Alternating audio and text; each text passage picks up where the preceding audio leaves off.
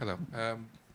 About 6 months ago, I asked you how big is the 100 tournament target in your in your legacy, in your expectation of legacy, and you said I don't know. It depends how the season goes. Ask me again in 6 months. Now it's 6 months later. Okay. And I'm asking you again. So I'm not thinking about it because to win tournaments is not an easy thing to do. I came to realize that obviously last year as well again, and I'm playing mostly only the big tournaments now, so you need to be really tip-top shape and ready to go, and it's just not so simple. But look, I'm not that far away, it seems like, but until I'm there, there's no point to really think about it on a daily basis. This is something that's either going to happen or not going to happen. I couldn't be happier with this season, to be quite honest. I'm relieved that I'm feeling better since the American summer, and Canada.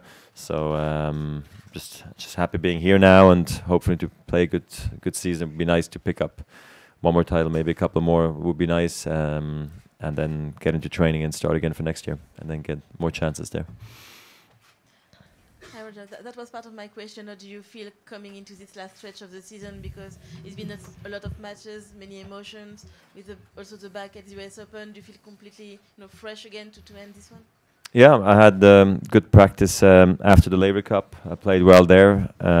Then came early to Tokyo, and then here since Thursday night. So I'm really I've arrived as early as ever here in Shanghai for the tournament, and been practicing for hours on the center court. Been kept busy as well, which gets me in the right mindset. To be quite honest, because I'm here for a reason. I'm here for a purpose, trying to do well, hopefully winning the tournament. So it's definitely one of the goals of the season for me here. This tournament, I always make it as a priority that I will be in good shape for Shanghai, and then the rest sort of takes care of itself after that. Basel, the indoor season, and London. So I'm happy I'm here, and I'm happy I'm healthy. So that's good. Roger, it's been 2 years since you were in Shanghai last time. What do you feel it stays the same, and what do you feel different in Shanghai? And tell us about the experience with your metro this morning. And what was whose idea was it? I couldn't tell you if there is 5 more buildings in the city or 150 since the last the 2 years ago that I was here. But like any other event, 2 years later the tournament's a bit better. It could be subtle changes. It could be within the organization. Things are working even smoother. Looking forward to seeing my fans when I'm playing, of course. I think the fan support I'm getting now this year is even maybe the best I've seen so far. I think maybe I was just thinking the other day, a year and a half ago, when I said I was not going to play for the rest of the season anymore, and I was going to miss the tournament here. Maybe some fans here in China or in Shanghai thought I might never come back. It's true, actually, I never thought this way, but now that I'm here, I feel like a lot of fans are really, really excited to see me. So that's not a big change or a change, but it's just I feel like a sense of relief and really a happiness from their side, which is really good feeling to have. They're always there at my practice. They're there at the airport. They're there when I'm leaving from the airport. They're there at any event almost I'm doing to get a glimpse of me, which is very cool. And the metro experience was a great one. I grew up on public transport when I was younger in Switzerland. I used to take either tram, train, or bus to practice on a daily basis. And then also a lot of the train until about 20 years old, going to tournaments even in Italy, even internationally. So for me, it's something very normal. And with the tournament, we looked at a way to something I haven't done really before. Sorry. Well. Yes, well, we've wanted to do it once as well in New York, to go on the subway and stuff, but it just ended up never happening. And during the tournament, it's just kind of difficult to organize. And because I've been coming here for so long, I sometimes consider it my second home away from home, because I opened the stadium here, and I just feel very welcome here. That experience it the way the people do experience it. I mean, it's nice to be in a beautiful car and everything, but it's nice to go do that. So the experience, the idea really came from Tony and the tournament, but I've had that idea in the past in other cities, but it was a great experience. Enjoyed it, super clean, swift, easy. I mean, 600 kilometers of metroways here in Shanghai. It's very impressive. I think the biggest in the world. So it was great to see it, to say the least. Roger, China has never has one top 100 males player. Finally, we got a junior number one. Yeah. And he lost to Gilles Simon yesterday. I'm wondering if you have watched him a little bit, and could you tell us what's the crucial thing from junior to pro? I maybe saw 2 points from him yesterday, so it'd be wrong for me to comment on his game yet. But I was aware that he did win the U.S. Open. Didn't know he became world number one junior, so that's what he is at the moment. I hope he can finish that for himself. You know, at the end of the year, maybe he's going to the Orange Bowl. I'm not sure, but it's definitely a great starting point. You know, and for him to play in a tournament like this and starting to play against the best. That's what I did in '98 as well. I played some juniors and then got some wildcards into some main draw, played some qualies, played some challengers, and you just get a feel for it, you know, the week in, week out, playing against men, really. It's a different energy you need, a different experience you need. So I think here now it's about improving every single day. It sounds a bit crazy or a bit kitsch, but it really is like this. I think at this age you see things that maybe other players are doing on the court, off the court, and you can observe and learn. So I think that's really important of him, and then for him to choose the right things to take on board for his game and for his life, because you can also look at the wrong things that players are doing, you know, and that can then mislead you sometimes in a wrong direction. So I think this is where the team is really important, that they remind you as well what's the difference between right and wrong, and then just understanding where's your game best at. Is it indoors? Is it hard courts? Is it clay courts? Is it grass court? Is it in Europe? Is it in Asia? Where does he play his best, you know?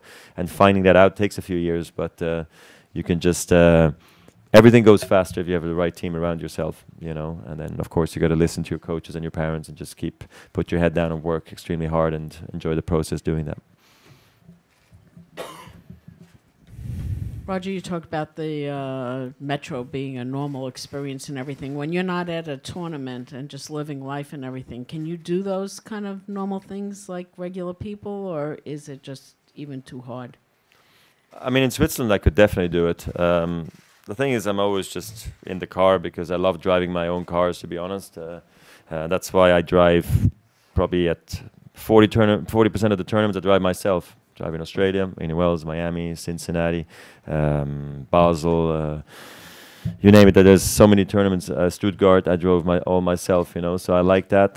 So I don't always need public transport anymore. But you know, sometimes I jump on the tram or on the bus or on the train with my kids real quick. So it does happen sometimes. In Switzerland, I know I can do it. In other countries where I'm not that experienced and I don't quite know the routes, I'd rather just take the car, you know, naturally. So, but I can still do it. Roger, I don't know if yesterday you had the chance to see the Beijing final, but my question is, no, I didn't see it. So. Are you surprising about the fact that Rafa keeps even winning on hard courts? No, not really. If you win, I mean, play the finals of the Australian Open, that's not losing in the first round. So I think he made his point already early in the season that he can play on hard courts. And I think he showed that 15 years ago that he can play well on the hard courts. The problem for him is just that he won 10 French Opens. So people just think, maybe yourself too, maybe you think he cannot play on hard courts because he won too many French Opens. But we all know the players that he's very good on hard courts. And he can even play on fast hard courts, you know. So he's just that good of a player. So I'm not surprised at all. I'm happy for him. It's a great week in Labour Cup we had together. The double was so much fun, and it's nice to see him keeping going, because this is, I think, a really big win for him, because he's just won the US Open, played the Labour Cup, was kept extremely busy from what I was told by him the week after the US Open, the week after the Labour Cup. So for him to go to Beijing and win it right away, I expect him to pull out, to be honest, just because why not? And just come here to Shanghai, or maybe skip Asia totally, why not? Because there's no reason for him to push it too hard, but that's Rafa. He's professional, he knows what he's doing, and even when he's doing, he can win. So it's a great win for him, and I'll see him tonight, so which is great. We got a Team Europe dinner, so that's going to be fun. Last two questions.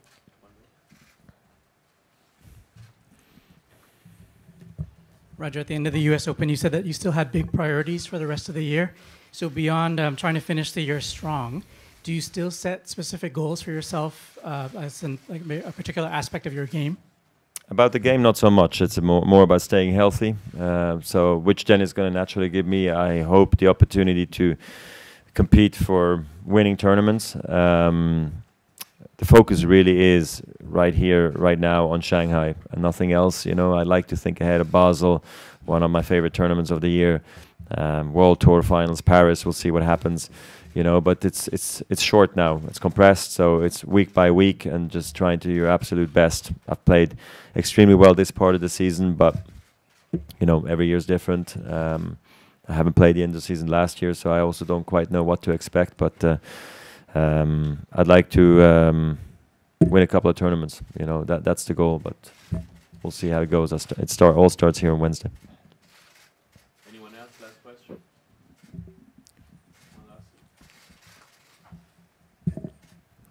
Talk about world number one, because Rafa just won yesterday. Seems like you're farther away from that position.